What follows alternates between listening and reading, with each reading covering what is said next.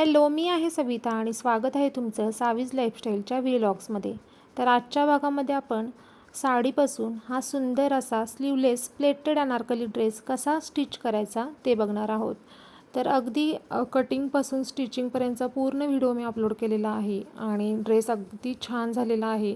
पाहू शकता, sleeveless dress ठेवलेला आहे आणि ज्या मुलीसाठी स्टिच केलेला आहे तिचा व्हिडिओसुद्धा शेअर केला आहे. अगदी परफेक्ट फिटिंग बसलं आहे आणि ह्याच्यावरती मी तिला जॅकेटसुद्धा स्टिच करून दिलेलं आहे. तर आजच्या भागामध्ये आपण हा अनारकली कसा स्टिच करायचा ते बघणार आहोत. चला मग व्हिडिओला सुरुवात करूयात. आता ही आहे साडी ज्यापासून आपल्याला हा प्लेटेड अनारकली ड्रेस स्टिच करायचा आहे.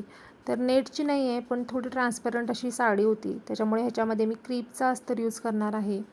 आता पहिल्यांदा अप्पर पार्टची कटिंग करून घेऊयात. इथं 4 फोल्डमध्ये मी अस्तर ठेवलेलं आहे, क्रीपचा अस्तर वापरते. आता पाहू शकताय ह्याची लेंथ जी आहे ती मी 16 ठेवलेली आहे. तयार उंची अप्पर पार्टची 15 पाहिजेत. 1 इंच मार्जिन सोडलेलं आहे आणि 10 इंच विड्थ आहे. शोल्डर टाकायचा आहे. शोल्डर मी इथं 6.5 इंच घेतलेला आहे. मुंडासुद्धा 6.5 घ्यायचा आहे. शोल्डर आपलं पूर्ण शोल्डर असते त्याच्या निम्म करून अर्धा इंच वजा मी केलेला आहे. 15 शोल्डर होतं त्या मुलीचं. त्याच्यानंतर आपल्या छातीचा चौथ्या भागाला मार्किंग करायचं आहे. छाती होती 32 इंच, 32चा चौथा भाग 8 इंचावरती मार्किंग केलं आणि इथं 1.5 इंच मी मार्जिन सोडलेलं आहे. तुम्ही हवं तर 2 इंचसुद्धा सोडू शकताय. तर जेवढी छाती असते ना त्याचा चौथा भाग घ्यायचा आहे आणि तिथं मार्किंग करून प्लस तुम्ही 1.5 किंवा 2 इंच मार्जिन सोडू शकता. आता लोअर साईडला फक्त अर्धा इंच कमी करून मी इथं मार्किंग करून घेतलेलं आहे. दोन्ही पॉईंट जॉईन करायचे आहेत. त्याच्यानंतर इथून परत खालच्या साईडून अर्धा इंच मार्किंग केलेलं आहे आणि असा राऊंड शेप मी देऊन घेतलेला आहे. म्हणजे आपण जेव्हा लोअर पार्ट जोडतो ना तेव्हा एका साईडून तो ड्रेस खाली जाऊ नये म्हणून. आर्महोलसाठी 1 इंच आणि 1.5 इंचावरती मार्किंग करून घेतलेलं आहे आणि इथं अशा प्रकारे राऊंड शेप मी देऊन घेतलेले आहेत फ्रंट आणि बॅक साईडसाठी. त्याच्यानंतर गळ्यासाठी मार्किंग करायचं आहे. समोरचा गळा जो आहे तो 2.5/6 ठेवायचा आहे आणि मागचा गळा जो आहे तो 2.5/3.5 मी ठेवणार आहे. इथे मी गळ्यासाठी मार्किंग करून ठेवलेलं आहे. तर सगळ्यात आधी आपण आर्महोल वगैरे सगळं कटिंग करून घेऊयात. तर बॅक पार्टसाठी इथं 1.5 इंचाचं जो मार्किंग केलेलं तिथून कटिंग करायचं आहे आणि लोअर पार्टचं सुद्धा राऊंड शेपमध्ये कटिंग मी करून घेणार आहे. आता दोन्ही पार्ट सेपरेट करायचे आहेत. दोन्ही पार्ट सेपरेट करून घेतलेले आहेत. सगळ्यात आधी फ्रंट पार्टचा आर्महोल कट करून घ्यायचा आहे. त्याच्यानंतर गळ्यासाठी इथं आता आपल्याला जो आवडतो ना आकार तो फ्रंट गळा तुम्ही ठेवू शकता. इथं मी पंचकोनी गळा ठेवणार आहे. तर मध्य काढून ना तिथं असा पंचकोनी आकार देऊन घेतलेला आहे. दुसऱ्या साईडला सुद्धा हे अशा प्रकारे पेस्ट केला आणि खडून गळा आखून घेतलेला आहे. सेम बॅक गळासुद्धा आखून घ्यायचा आहे आपल्याला. 2.5/3.5 मी ठेवणार आहे आणि हा पाठीमागचा गळा जो आहे तो राऊंड शेपच मी ठेवणार आहे. तो सुद्धा अशा प्रकारे पेस्ट करून मी व्यवस्थित त्याला ड्रॉ करून घेतलेला आहे. आता फ्रंट पार्ट आणि बॅक पार्ट आपले दोन्ही कटिंग करून तयार आहेत. साडी घ्यायची आहे. साडीवरती एखादा पार्ट ठेवायचा आहे आणि आपल्याला कटिंग करून घ्यायचं आहे. तर अशा प्रकारे दोन्ही पार्ट ठेवलेले आहेत मी आणि मी असं स्क्वेअरमध्ये कट केलेलं आहे. आर्महोलच्या साईडून मी पहिल्यांदा कट करणार नाही. स्टिचिंग करून नंतर मी आर्महोलचं जे एक्स्ट्रा फॅब्रिक आहे ते कट करून टाकणार आहे. तुमच्याकडे फॅब्रिक कमी असेल तर तुम्ही म्हणजे पॉईंट टू पॉईंट कट करून घेऊ शकता. आता आपला अप्पर पार्ट कटिंग करून तयार आहे. लोअर पार्टसाठी कटिंग करूयात.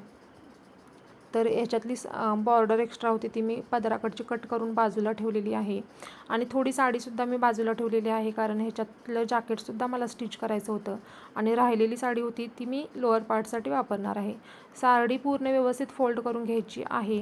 आता लोअर पार्टची आपली जी फ्रिलची लेंथ आहे त्याच्यामध्ये 1 इंच मार्जिन ठेवायचं आहे आणि कटिंग करून घ्यायचं आहे. तर तयार लोअर पार्टची उंची जी होती ती 37 इंच हवी होती. त्याच्यामध्ये 1 इंच मार्जिन ॲड करून मी 38 वरती अशा प्रकारे मार्किंग करून घेतलेलं आहे आणि 38 इंचावरती मार्किंग करून ही साडी मी कट करून घेतलेली आहे. आता आपल्याला प्लेटेड अनारकली स्टिच करायचं आहे. फ्रंट आणि बॅक पार्टसाठी 2 भाग लागतील साडीचे. त्याच्यामुळे असा साडीचा मध्य काढलेला आहे आणि साडीमधून कट करून घेतलेली आहे. लोअर पार्टचे असे 2 भाग साडीचे मी तयार करून घेतलेले आहेत. आता साडी आपली कट करून झालेली आहे. ह्याच्यासाठी लागणारा अस्तर कट करूयात. तर इथे मी 2.5 मीटर अस्तर घेतलेलं आहे.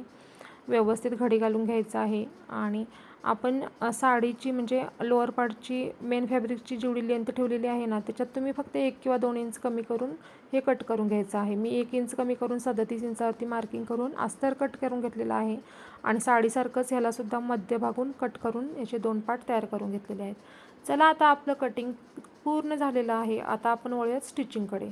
तर सगळ्यात आधी आपण अप्पर पार्ट जो आहे ना तो स्टिच करणार आहोत. साडीची सरळ बाजू जी आहे ती वरच्या साईडला ठेवायची आहे. त्याच्यावरती हे अस्तर ठेवायचं आहे.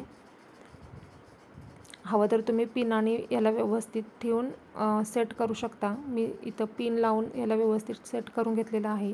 सगळ्यात आधी आता हे गळ्याचं जे मार्किंग केलेलं आहे ना त्याच्यावरती शिलाई मारून घ्यायची आहे आणि आर्महोलच्या साईडून सुद्धा आपल्याला शिलाई मारून घ्यायची आहे. तर अशा प्रकारे गळा ड्रॉ केला ना की आपल्याला गळा शिलाई करताना ना अगदी सोपं जातं. तर इथे गळ्याच्या इथून शिलाई मारलेली आहे. आता आर्महोलच्या इथून सुद्धा आपल्याला स्टिच करून घ्यायचं आहे. तर अशा प्रकारे दोन्ही आर्महोलच्या ज्या बाजू आहेत ना त्या आपल्याला स्टिच करून घ्यायच्या आहेत. तर इथं गळा आणि आर्महोल मी स्टिच करून घेतलेलं आहे. आता हे एक्स्ट्रा फॅब्रिक जे आहे ते कट करायचं आहे आर्महोलच्या साईडचं आणि गळ्याच्या शिलाई जिथून आम्ही पण मारलेली आहे ना तो मधलं कापडसुद्धा कट करून टाकायचं आहे मार्जिन ठेवून थोडं अर्धा इंच. त्याच्यानंतर हे आता फॅब्रिक आपण कट केलेलं आहे. छोटे छोटे कट्स लावायचे आहेत गळ्याला आणि आर्महोलच्या साईडला सुद्धा आणि फॅब्रिक आपल्याला पलटून घ्यायचं आहे अस्तर आणि फॅब्रिक.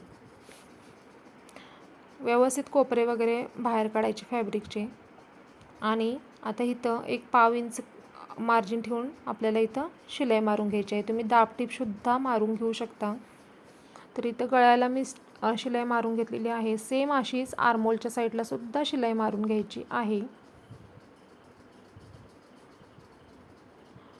आता इथं आर्महोल आणि गळ्याला शिलाई मारून झाल्यानंतर आपण काय करायचं आहे फिटिंग साईड आहे ना तिथंसुद्धा शिलाई मारायची आहे आणि लोअर साईडला सुद्धा आपल्याला शिलाई मारून घ्यायची आहे. आता या तिन्ही शिलाई मारून झाल्यानंतर जे एक्स्ट्रा फॅब्रिक आहे शोल्डरच्या बाजूला किंवा फिटिंगच्या साईडला ना साडीचं कापड वगैरे उरलेलं ते पूर्ण कट करून टाकायचं आहे. आता आपला अप्पर पार्ट तयार आहे. आता आपल्याला याच्यावरती ना टस्क मारून घ्यायचे आहेत. जसे आपण ब्लाऊजला टक्स मारतो ना तसंच मारून घ्यायचे आहेत. मध्यभाग काढायचा आहे अप्पर पार्टचा आणि त्याच्या 3.5 इंचावरती मार्किंग करून अर्ध्या इंच बाजूला मार्जिन सोडून ना 4 इंचाचा मी टक्स मारून घेतलेले आहेत दोन्ही साईडला. जसे ब्लाऊजला मारतो ना तसेच मारून घ्यायचे म्हणजे फिटिंगला व्यवस्थित बसतो ड्रेस आणि लुकसुद्धा चांगला येतो. बॅक पार्टसुद्धा सेम तसाच तयार केलेला आहे. फक्त बॅक पार्टला मी टक्स मारलेले नाही आहेत. आता इथं आपला फ्रंट आणि बॅक पार्ट तयार आहे. आता आपल्याला ह्याला ना साडी आणि अस्तर जोडून घ्यायचं आहे. आता मी एक पार्ट तुम्हाला जोडून दाखवते. अशा प्रकारे साडी सरळ बाजूवरती सरळ बाजू साडी पलटी घालायची आहे. रॉंग साडीची बाजू आपल्याकडे ठेवायची आहे. 1 इंच अंतर अशी शिलाई मारून घ्यायची आहे आणि नंतर प्लेट टाकायला सुरुवात करायची आहे अशा प्रकारे. तर मला हे असं सवय असल्यामुळे असे मी डायरेक्ट प्लेट्स पाडते. तुम्हाला जर सवय नसेल तर पहिल्यांदा प्लेट्स पाडून नंतर तुम्ही हे कापड अटॅच करू शकता. आता हे पहा मी साडीचा जो लोअर पार्ट होता तो वरच्या साईडला अटॅच करून घेतलेला आहे. आता बॅक साईड जी होती आपली ना तिथं आपल्याला चेन अटॅच करायची आहे. त्याच्यासाठी मी इथं कापड कट करून घेतलेलं आहे. 3 इंच बाय जेवढे आपण चेन अटॅच करणार आहोत तेवढी लेंथ घ्यायची आहे आणि हे जे कापड आहे ना हे पाहता आपल्याला इथपर्यंत चेन अटॅच करायची आहे.